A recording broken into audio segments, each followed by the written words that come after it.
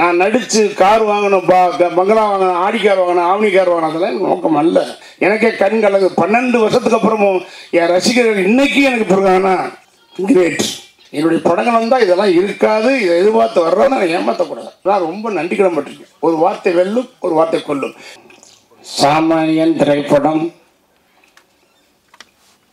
நாளை வெளியாகும் நேரத்தில் பத்திரிகையாளர் அத்தனை பேரையும், ஊடகங்கள் அத்தனை பேரையும் சந்திப்பதில் எனக்கு மற்றற்ற மகிழ்ச்சி.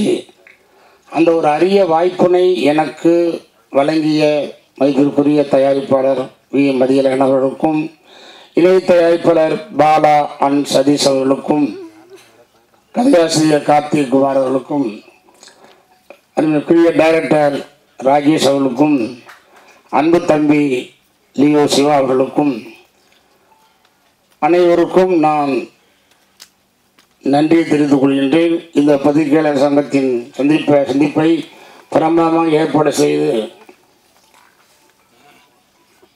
நல்லபடியாக நடத்தி கொண்டிருக்கும் அருமை பிஆர்ஓ அண்ணன் ஜான் அவர்களுக்கும் நான் நன்றியை தெரிவித்துக் கொள்கின்றேன். நான் திரைப்படம் நாளைக்கு ரிலீஸ் ஆகும்போது பத்திரிக்கையாளர்னு பார்க்குறது இதுதான் எனக்கு ஃபஸ்ட் டைம். உங்களையெல்லாம் இப்படி சந்தித்து, இப்படி ஒரு படம் நடித்து, இவர் ஒரு படம் எடுத்து, இவர் படம் இயக்கி, இந்த மாதிரி இருக்கணும், பத்திரிக்கையாளர் பார்க்கணும்னு ஆண்டவனே அந்த விபத்திலிருந்து தப்பிக்க வைத்து, நாம் அது எத்தனையோ பத்திரிகையிலும் சரி, வாழ்க்கையிலும் சரி, டயலாக்லையும் சரி, மயிரிழையில் உயிர் தப்பினார் அப்படிங்கிற வாசகத்தை கேட்டிருக்கோம். நான் லைஃப்பில் அனுபவித்தேன். அந்த விபத்தில் இருந்து மீண்டு வந்து சாமானியன்ற ஒரு திரைப்படம் நடித்து, அந்த படத்திற்கு நான் வெகு நாளாக ஆவலாக இருந்த அருமைக்குரிய இசைஞானி அண்ணன் இளையராஜா அவர்களை இவர் கொண்டு சேர்க்கும்போது எனக்கு மிக மிக சந்தோஷம். என்னுடைய படங்கள் இன்னைக்கும் வில்லேஜஸ், ஐ மீன் கவர்மெண்ட் பஸ் ஆகட்டும், பிரைவேட் பஸ் ஆகட்டும், லோடு லாரி ஆகட்டும், கண்டெய்னர் ஆகட்டும், ஆட்டோ ஆகட்டும், எதுவாக இருந்தாலும் எல்லோருமே இரவிலே தூக்கம் வரக்கூடாது என்பதற்காக அவங்க சொல்லக்கூடிய வார்த்தையை நான் கேட்கின்றேன். இளையராஜா அவர்களும் அண்ணன் அவர்களும் நானும் அந்த சேர்ந்த பாட்டை கேட்டால் எங்களுக்கு தூக்கம் வரவில்லை, ஒரு மனசு இதமாக இருக்குது என்பது. அந்த மாதிரி அற்புதமான பாடல்கள் கொடுத்த அண்ணன் இசையனை சேர்த்தது தயாரிப்பாளருக்கும் டைரக்டருக்கும் நான் ரொம்ப கடமைப்பட்டிருக்கேன். இப்போ தயாரிப்பாளர் சொல்லும்போது என்னென்னா, நான் நிறையா படங்கள் கதை கேட்டுக்கிட்டு தான் இருந்தேன், இல்லாமல் இல்லை. பட் எனக்கு அது செட் ஆகலை. ஏன்னா நம்ம அதை நடிக்கிறது நடிச்சு கொடுக்கலாம். நடிகன்னா எல்லா வேஷமும் நடிச்சு தான் ஆகணும், அதுதான் நடிகன். ஆனால் அது எந்த ரூபத்தில் ஒர்க் அவுட் ஆகும் பாருங்க. வரமே தலைவர் புரட்சி தலைவர் எம்ஜிஆர் இருக்கார், நடிகத்தில் சிவாஜி சார் இருக்கார். இப்போ உலகத்துக்கே நடிப்பு சக்கரவர்த்தி, நடிப்பை கற்றுக் கொடுத்தது யாருன்னா நடிகத்தில் சிவாஜி சார். அதே மாதிரி உலகத்துக்கு முதலிய ஒரு படத்தில் நடித்து தொடர்ந்து ஒரு 10 வருஷம் 3 தடவை ஜெயிச்சவர் புரட்சி எம்ஜிஆர் அவர்கள். அவங்கவுங்களுக்கு அவங்க உண்டான விஷயமா இருக்கணும். இப்போ உதாரணமாக தில்லானா மோகனம்ன்ற படம் உங்களுக்கு ஞாபகம் ஒரு கரகாட்டக்காரன்னா அந்த படம் ஞாபகம், தில்லானா மோகனம்பாள். தில்லானா மோகனம்பாள் படத்தில் புரட்சி தலைவர் எம்ஜிஆர் அவர்களும் 1000 ஒரு படத்தில் நெய்தலம் சிவாஜி சார் நடிச்சிருந்தால் எப்படி இருக்கும்?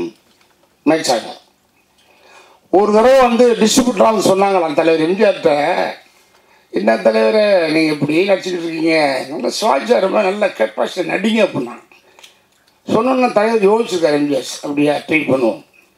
சிவாஜி சார்ட்ட போய் அவங்க டிஸ்ட்ரிபியூட்டரில் என்ன நீங்கள் எல்லா படத்தையும் பரவாமல் ஆக்ட் பண்ணுறீங்க, ஆனால் தலைவர் எம்ஜிஆர் மாதிரி கேப்சர் பண்ணணும்னு சொல்லியிருக்காங்க. சிவாஜி சார் சரின்னு இருக்காரு. அதுக்காக 2 பேரும் ட்ரை பண்ணும்போது அந்த 2 பேர் படத்துக்கு டைரக்ஷன் ராமண்ணா சார். அந்த படம் புரட்சியில் ஆக்ட் பண்ண படம் பாசம், ராமண்ணா டைரக்ஷன். அதில் தலைவர் கிளிமாட்டி இறந்துருவார், படம் போகலை. தங்கச்சுரகம் படம் சிவாஜி சார் ஆக்ட் பண்ணார், அது தலைவர் பாட்டு பாடி அது மாதிரிலாம் பண்ணும்போது அதுவும் டைரக்ஷன் ராமண்ணா. தங்கச்சுரகம் போகலை. ஸோ புரட்சி தலைவர் எம்ஜிஆர் மாதிரி சிவாஜி சார் ஆக்ட் பண்ணும்போது மக்கள் ஏற்றுக்கல, சிவாஜி சார் மாதிரி புரட்சி தலைவர் எம்ஜிஆர் இப்போ ஏற்றுக்கல. இது நான் சொல்கிறது பல வருஷத்துக்கு முன்னால். அப்போ அது டிஸ்ட்ரிபியூட்லாம் ஓடியான்னு சொன்னாங்களாம் சிவாஜி சார்கிட்ட, அண்ணா நீங்களாவே நடிங்கண்ணா, அது உங்களுக்கு அதுதான் கரெக்டு. தலைவர்கிட்ட போய் தலைவா நீங்கள் உங்களுக்கு பற்றி தான் கரெக்ட் சொன்னாங்களா, இதை நான் கேள்விப்பட வேண்டும். அதனால் எந்த விஷயத்தில் நான் நடித்தா என்னை ஏற்றுக்குருவாங்களோ ஒத்துக்குருவாங்களோ அப்படித்தான் நான் ஆரம்பத்துலேருந்து வந்திருக்கேன். நான் நடித்து கார் வாங்கணும், பங்களா வாங்கணும், ஆடி கார் வாங்கணும், ஆவணி கார் வாங்கணும், அதெல்லாம் எனக்கு நோக்கம் அல்ல. ஆரம்பத்திலே கதையை கேட்பேன், பிடிக்கணும், எனக்கு நடிக்கணும், என்னுடைய வேஷம் பிடிக்கணும்னா தொடர்ந்து வந்த படங்கள் எல்லாமே எனக்கு வந்து நான் போய் அவங்கள வந்து ப்ரோக்ராம் கூப்பிடல, இப்படி வாங்க கதை பிடிங்க, அதுவாகவே வந்த படங்கள் எல்லாமே. அது நம்ம ஒரு நல்ல ஒரு உண்மையிலே முதல் படம் என்னுடைய குருநாதர் இயக்குனர் அழகப்பன் சார் அவர்கள் இல்லைனாலும் என்னை ஹீரோவாக உருவாக்குனவர். அந்த பட தயாரிப்பாளர் சிவராந்தசன் திருச்சதில் இருக்கிறாரு, இன்னொரு தயாரிப்பாளர் ராவணன் சார் அவர் வரைஞ்சிட்டாரு, இன்னொரு தயாரிப்பாளர் நாகராஜ் அவர்கள், இவங்க நான் மறக்க மாட்டேன். ஆனால் திருப்பி அதுலேருந்து படிப்படியாக வளர்ந்து எவ்வளோ படங்கள் நடித்து பாருங்கள். ராமராஜன் அப்படின்ற பற்றி இண்டஸ்ட்ரியில் ஒன்லி 4 வருஷம் தான் என்னுடைய திரைப்பயணம், ஒன்லி 4 years.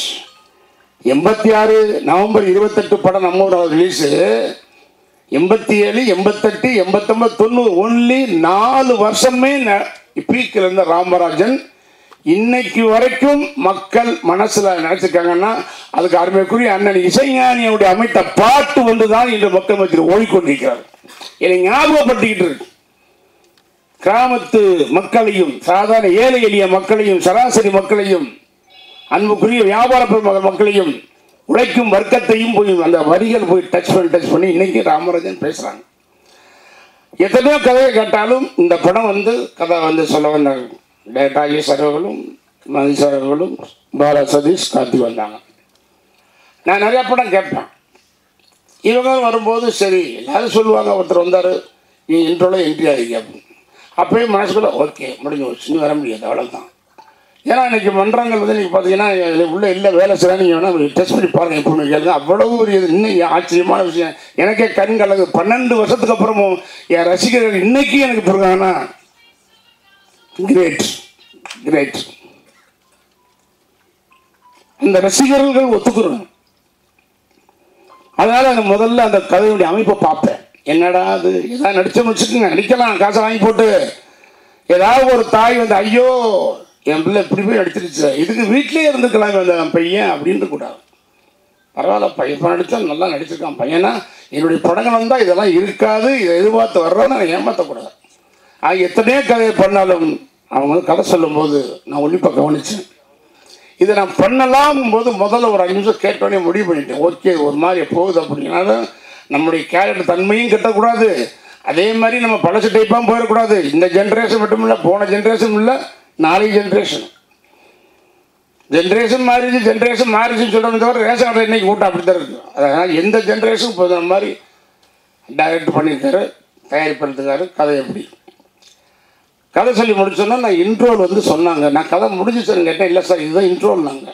நீங்கள் படம் பாருங்கள் சார், பத்திரிக்கையாளர்கள் உங்களை மீறி ஒரு விஷயம் நாட்டுக்குள்ளே போகாது. வடகொரியா கேள்விப்பட்டிருப்பீங்க, நான் கேள்விப்பட்டேன். அங்கேருந்து ஒரு நியூஸ் வெளியே போகாது, வெளியே ஒரு நியூஸ் உள்ள வராது. இந்த வடகொரியாவை நான் கேள்விப்பட்டேன். அது மாதிரி உங்கள் பத்திரிகையாளர்கள் ஊடகங்கள் இல்லாமல் இன்னைக்கு யாருக்கும் எந்த நியூஸ் தர்றதில்லை. ஏன்னா எங்களுக்கு நியூஸை முதல்ல தெரிவிக்கிறத நீங்கள் தான் போகிறீங்க டிவியில், நீங்கள் சொல்லித்தான் நாங்கள் பார்க்குறோம் வீட்டில். இதுதான் உண்மை. அது மாதிரி என்னை பொறுத்த வரைக்கும் அவங்க சொல்லும்போது இந்த இன்ட்ரோல் பிளாக் பாருங்கள். 100% சினிமாவில் நான் வந்து பெருமைக்காக சொல்லலை, உரிமையாக சொல்கிறேன், உண்மையை சொல்கிறேன். நீங்கள் வேணால் விசாரித்து எழுதுங்க. ராமராஜன் சொல்கிறது உண்மையாக பொய்யா? ஒரு திரையரங்கில் வந்து டூரிங் டாக்கீஸ் ஒரு சினிமாவுடைய அடித்தளம் ஆரம்பத்தில் வந்து ப்ரொடியூசர் பிள்ளையாசி போடுற படம் எடுக்கலாம்னு, அதுக்கப்புறம் டைரக்டர், அப்புறம் ஆர்டிஸ்ட், கதை ஓகே பண்ணி எல்லாம் பண்ணி ஷூட்டிங் பண்ணி டப்பிங் பண்ணி எல்லாம் பண்ணி ரீலுக்காய் பண்ணி பாட்டு போட்டு எல்லாம் எடுத்து தேட்டர் ரிலீஸ் பண்ணி டிஸ்ட்ரிபியூட்டர் வாங்கி அப்புறம் பி சென்டர் சி சென்டர் கடைசியாக போய் கிச்சறது. அங்கே காவிரி நினைக்கிற தண்ணீர் கடமடைக்கு போகிற மாதிரி இந்த திரையரங்கத்தில் ஃபர்ஸ்ட் காப்பி படம் இங்கே லாஸ்ட் தான் டூரிங் டாக்ஸில் போய் நிற்கிறதா லாஸ்ட் சினிமா. அந்த டூரிங் டாக்ஸ் ஆரம்பித்த வாழ்க்கை தான் இந்த ராமராஜன் வாழ்க்கை. இது கடவுள் கொடுத்த வரப்பிரசாதம். அங்கிருந்து வந்து உதவி டைரக்டர், அசிஸ்டன்ட் டைரக்டர் ஆகி, டைரக்டர் ஆகி, நடிகனாகி, ப்ரொடியூசர் ஆகி, டிஸ்ட்ரிபியூட்டர் ஆகி, ஏன் தேட்டர் கூட வாங்கினேன். அது கதை சொல்லும்போது அதான் சொன்னார், யாரோ கதை இன்ட்ரோல் பாருங்க. நீங்கள் எல்லாம் கண்டிப்பாக இது மாதிரி ஒரு இடைவேளை எந்த படத்தில் வந்ததில்லை. நானும் படம் 5 வருஷம் தேட்டரில் செஞ்சேன். சின்ன வயசுலேருந்து படம் பார்க்கறதே படம் பாருங்க. இந்த இன்ட்ரோல் கிடையாது. அருமையான சப்ஜெக்ட், மக்களுக்கு அன்றாடம் இது நடக்கக்கூடிய ஒரு விஷயம், எல்லோரும் மனதையும் பாதிக்கக்கூடிய விஷயம். நீ எல்லாம் பார்க்குறேன், என்ன ராமராஜ் இதையே சொல்கிறாரு, விவசாயம் இன்ட்ரோலுங்கிறார் அதுங்கிறாருங்கிறது அந்த மாதிரி நடக்கிற விஷயம். நான் படம் ஏதோ பார்த்துருக்கேன், 100 படம் வேலை செஞ்சேன். இல்லை, அவங்க கதை சொல்லி முடிச்சோன்னே டைரக்டர் கேட்கும்போது சப்ஜெக்ட் சூப்பர் சார் நல்லாயிருக்கு, என்ன டைட்டில்னு கேட்டேன். ஏன்னா எனக்கு எப்போவும் இந்த டைட்டிலுங்கிறது மிகப்பெரிய ஒரு விஷயம். ஏன்னா அந்த டைட்டில் வந்து நம்ம மனிதர்களுக்கும் இந்த அண்ணன் நெல்லை சுந்தரராஜன் பார்த்தா நெல்லை சுந்தரராஜன் ஆகும். அந்த பேர் தான் முக்கியம். அதனால் டைட்டில் வந்து ரொம்ப கேர்ஃபுல்லாக பார்ப்பேன்.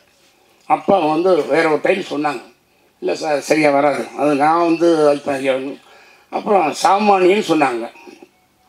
சாமானியன்னு சொன்னோன்னே எனக்கு டக்குன்னு வெளிச்சாச்சு. எனக்கு வேறு ஒருத்தர் சப்ஜெக்ட் சொல்லும் போதும் இந்த மாதிரி ஒரு டைட்டில் சொன்னார் சார், அதை சொல்லாமல் என்ன அது எப்படி உங்களுக்கு தெரியும் அப்படின்னு. இல்லை சார், இது நான் 4 வருஷம் என் கம்பெனியில் மெயின்டைன் பண்ணுறேன் அப்படின்றாரு. நல்ல டைட்டில், ஓகே சூப்பர். நான் எடுத்துட்டேன். எடுத்து வந்து போய் சொன்னது மாதிரி இல்லாமல் அப்படியே ஸ்கிரீனில் அழகாக டைட்டில் எடுத்தார். இந்த படத்தினுடைய கதையை வந்து ரயில் இன்ஜின் டைரக்டர் அந்த ரயிலில் first AC, second AC, third AC, second class, ஹேண்டிகிராஃப்ட்னு ஒரு பொட்டி, லேடிஸுக்கு பொட்டி, அண்டர்சர் பொட்டிங்க மாதிரி எல்லா பொட்டியும் இணைச்சி அழகாக இழுத்து கொண்டு ஒரு படமாக கொண்டு கொடுத்துறாரு ராஜேஷ் அவர். அதை நான் பாராட்டுறேன்.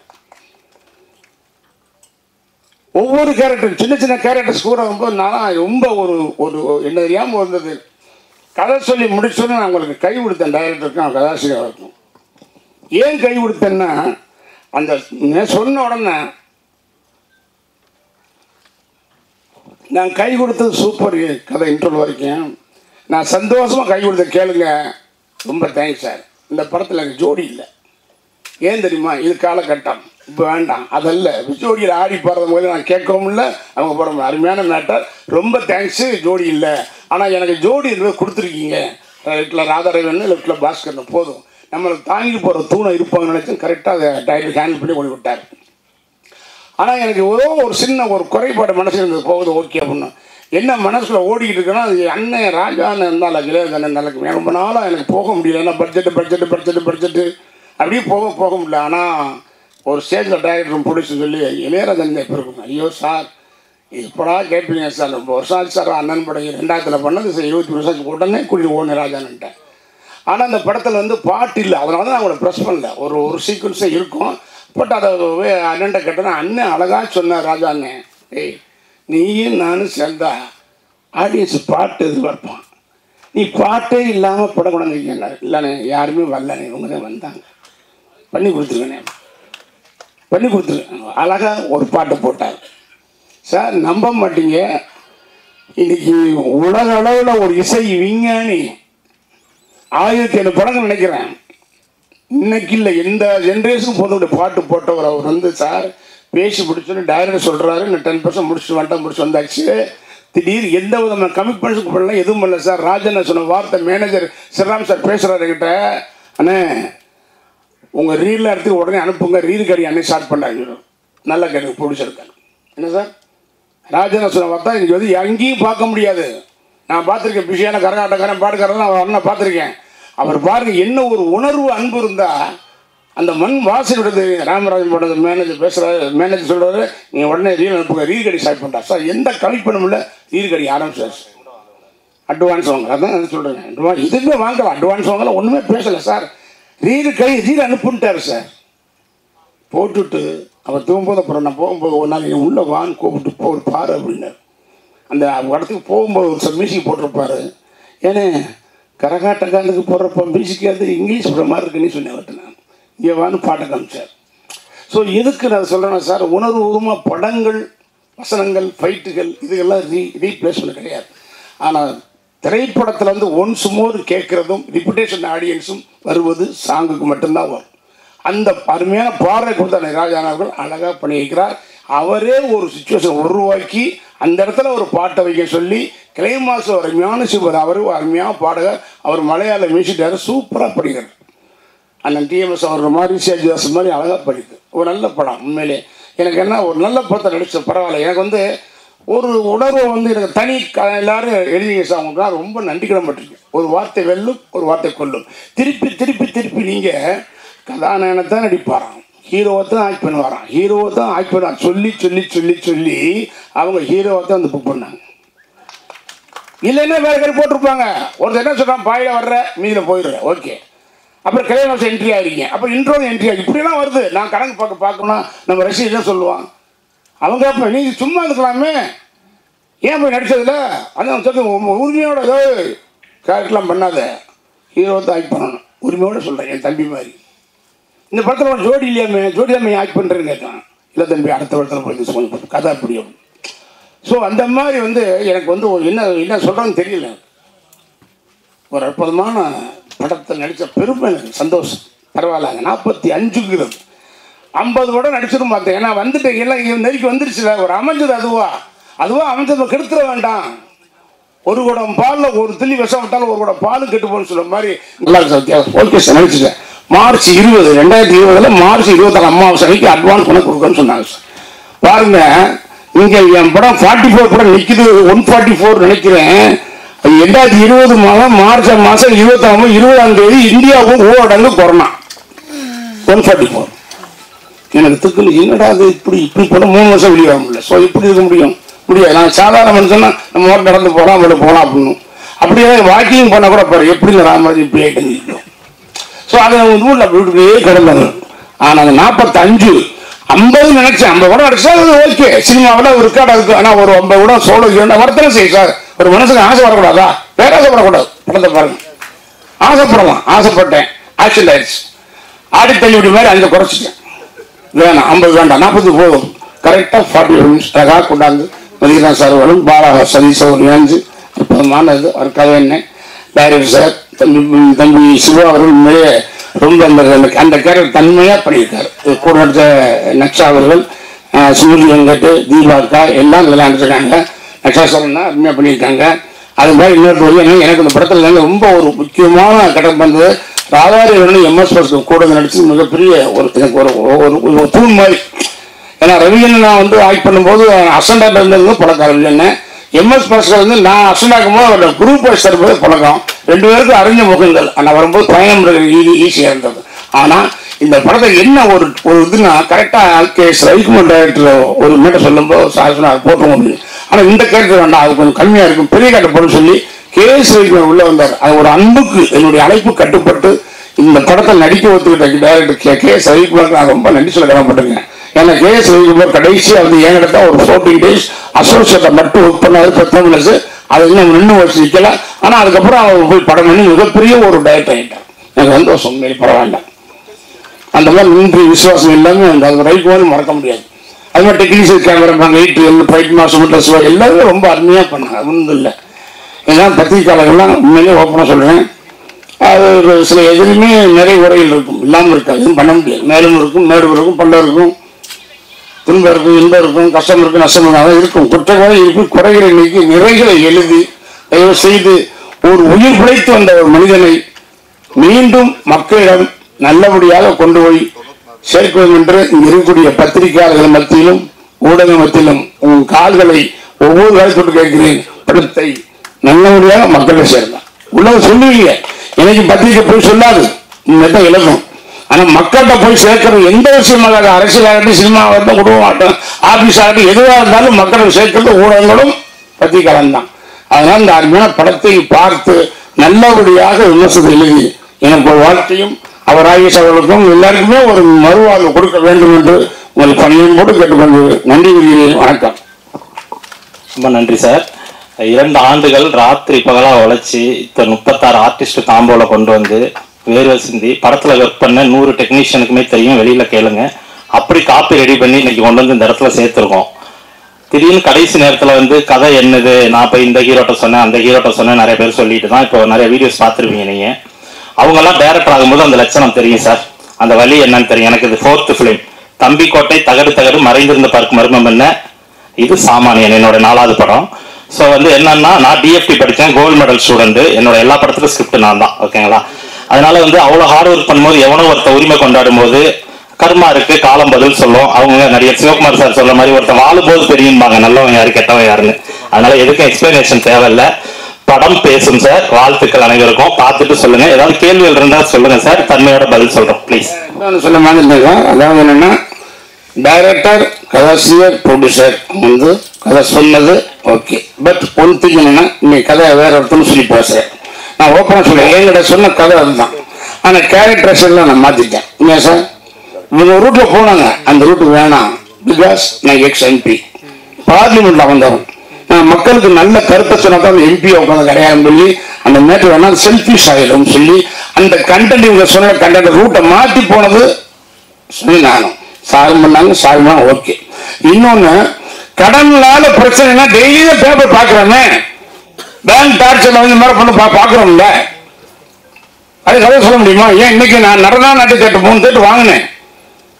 நான் அட்வான்ஸை 25 ஃபேஸ் போட்டுருந்தேன், கேட்டாங்க போட்டேன். பட் என்ன அப்படின்னா அவங்க பிடிக்கிட்டாங்க. அதுக்கு ஐயா கதை சொல்ல முடியுமா? இதாவது என்னன்னா, ஒருத்தர் ஷூட்டிங் இருக்கும்போது அதை ஃபாலோ பண்ணி இதை சீனியர் கன்சல்ட் எடுத்து தெரியுமா சார்? எப்படியும் ஒரு ஹீரோ ஆக்ட் பண்ணாதான் ஒரு 4 நாள் 10 நாள் ஷூட்டிங் போயிருக்காரு, ஒரு ஆளை விட்டு போனால் அது சொல்லி போகிறேன். உடனே போய் எழுதி ஒரு கவர் பண்ணி ஒரு ரிசர்வ் பண்ணி பார்ப்பேன் போட்டு. அப்படி முடியாது. ஏன்னா சொல்ற கதை இன்னொருத்தர் சொல்றாங்கன்னு சொன்னா இவங்க வந்த கேரக்டர்ஸ் ரூட் அந்த கதை தான். ஆனா அதை மாற்றி வேற ஒரு ரூட்ல போனது அதை ஒரு டைரக்ட் ப்ரொமோ பண்ற. அண்ணா அதாவதுண்ணா இங்க எல்லாருக்குமே ஒரு லோன் இருக்கும்ண்ணா. கை தூக்கசனா ஏதோ ஒரு விதத்துல தூக்கும். யாராவது கடன் இல்லாதவங்களை கை தூக்கசனா 1-2 பேர் தூக்கும். அவ்வளவுதான். நான் எல்லாருக்குள்ளயும் இருக்கிற வாழ்க்கையில இருக்க ஒரு சின்ன லைன் தான் இது. பொதுவான விஷயத்துக்கு தனிப்பட்ட முறையில எவனும் உரிமை கொண்டாடக்கூடாதுங்கிறது தான் எங்களுடைய எழுத்தாளர் சங்கமும் தயாரிப்பாளர் சங்கமும் எங்களது இயக்குனர் சங்கமும் அதைத்தான் சொல்லி இன்னைக்கு இது பண்ணிருக்கு, லெட்டர் கொடுத்திருக்கு. சங்கத்துக்கு நம்ம கட்டுப்படணும். பாலியல் வன்கொடுமை, குழந்தை இதுன்னு சொல்லி இது பண்றது, பொது விஷயங்கள் இருக்குல்ல நாட்டுல, ராணுவத்தை பத்தி இருக்கிறது, அரசியலை பத்தி இருக்கிறது, கடனை பத்தி இருக்கிறது, இதெல்லாம் பொதுவான விஷயங்கள். இதுக்கெல்லாம் யாரும் உரிமை கொண்டாட முடியாது. எல்லாரும் வாழ்க்கையிலுமே கனெக்ட் ஆகிற ஒரு விஷயம். அதை எவ்வளவு பெஸ்டா ஸ்கிரீன் பிளே பண்ணி டயலாக் பண்ணி டைரக்ட் பண்ணி உங்களுக்கு கனெக்ட் ஆகி கண்கலங்க வைக்கிறோமோ அதுதான் that is the captain of the ship. So என்ன சொல்ல வரோம் அப்படின்னா, எல்லா வாழ்க்கையும் உள்ள கதை. இதுக்கு யாரும் உரிமை கொண்டாட முடியாது. நான் சம்மந்தப்பட்டு கேஸ் போட்டவங்களுக்கு சொல்றேன். அதனால அதெல்லாம் ஃபேஸ் பண்றதுக்கு நாங்கள் ரெடியா தான் இருக்கோம். எனவே ரொம்ப நன்றி. ஒரு நல்ல படைப்பை உங்க முன்னாடி கொடுத்துருக்கோம். ப்ளீஸ். நன்றி. ஏன்னா நான் ராமராஜன் மீண்டும் திரையில நீங்க பாக்குறீங்க, அது ஓகே. ஆனா இந்த ஒரு நல்ல வாய்ப்பு, நான் என்னைய ஒரு டைரக்டர் ஆக்கணும், யாரு ஹீரோ ஆக்கணும், எல்லாம் யாரும் மெட்ராஸ் விட்டது. நான் எந்த தேட்டர்ல வேலை செஞ்சோம் அந்த முதலையும் உள்ள விட்டாது. யாரையும் மறக்க மாட்டேன். திருப்பி கண்டாக்ட் பேர்ல 45வது படம் அமைத்து கொடுத்த அருமைக்குரிய எனது தயாரிப்பாளர் மதியம் அவர்களுக்கும், அன்புக்குரிய பாலா சதீஷ் அவர்களுக்கும், அக்கதா சிக்கார்த்திகளுக்கும், படத்தை அருமையாக இயக்கிய அண்ணன் ராஜேஷ் அவர்களுக்கும், ஒத்துழைப்பு தந்த தம்பி லியோ சிவா அவர்களுக்கும், அவர்கள் படத்துக்கு மிகவும் கஷ்டப்பட்டிருக்காரு. எல்லோருக்கும் நான் நன்றி கூறி என்றென்றும் உங்களை நான் மறக்கவே மாட்டேன். நன்றி, வணக்கம்.